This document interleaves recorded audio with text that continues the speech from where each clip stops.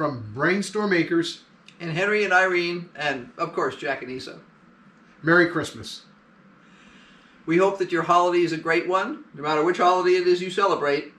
And we want to thank you very much for joining us as we've been celebrating ours. Now, we have lots more to celebrate because tomorrow is the feast of too much food.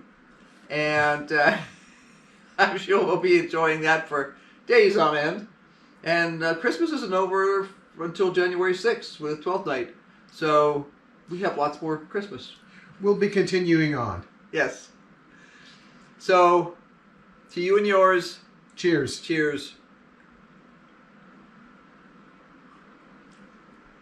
Oh, and Steve, I hope you really enjoyed that talk.